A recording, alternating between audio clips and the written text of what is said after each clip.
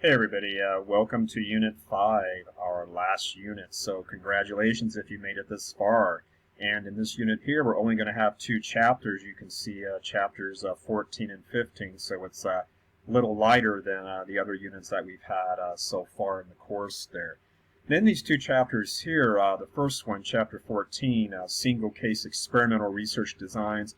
These are some really interesting types of experiments that we can conduct here. They're actually hybrid designs. They're going to combine actually case studies with another design you learned about back in chapter 10, and that's the time series design. And when you have that particular combination, it actually allows you to use a descriptive case study as an experiment.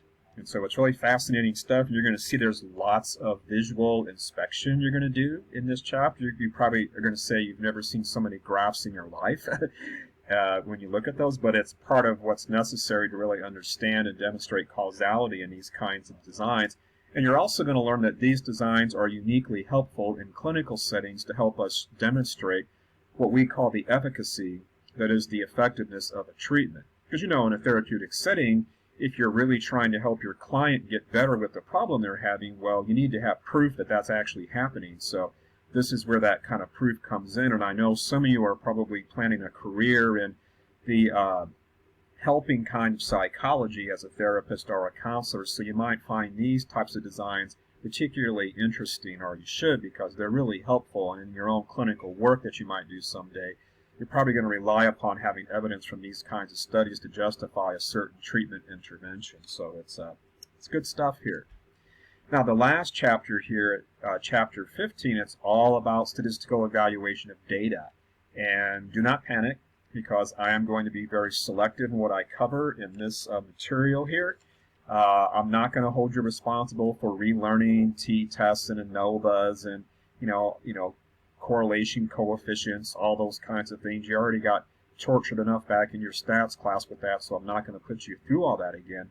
However, my approach to this chapter is very selective, as I said, and so we're going to go ahead and back up a little bit in this chapter and just remind ourselves why we do research in the first place. You know, kind of like take a step back, if you will. And really it's all about because we are curious about a population of interest. You know, there's people out there that we want to know something about that we don't already know, of course. And so we do some research to answer those questions we have about those people that we're curious about. And you know the drill. You state that question you have formally in a hypothesis, as a hypothesis, pardon me. You know, that specific research question that you're going to test there. And then you go about and set to try to find your data. So you make a prediction, in that form of a hypothesis there, and then you collect data, and that data will help you determine whether or not your hypothesis is correct or not. Remember, as I've said many times in the course, the data is going to speak for itself. And so you're going to see there's really two ways we're going to look at our data, that is, our statistics in this chapter here, and this hopefully should sound familiar from your stats class. We perform what are called descriptive statistics in psychology, and we also perform what are called inferential statistics in psychology. And that's the kind that gets into your hypothesis test and what your data actually says or doesn't say about your hypothesis being correct or not. So you may remember p-values and 0.05 and 0.01. All that rings a bell, hopefully. We're going to go ahead and drill down and examine that again here.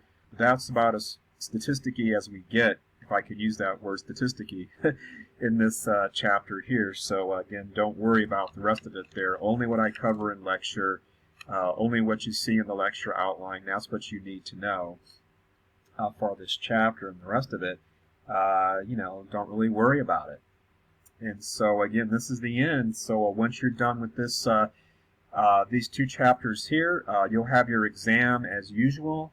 And by the way, your final exam is not cumulative. It's not comprehensive. It's just over these last two chapters, 14 and 15. So for all intents and purposes, it's just like a regular exam. And you'll find the usual study guide, and you've got your mind taps to help you get ready for all that too. So just keep all that in mind there as you're working through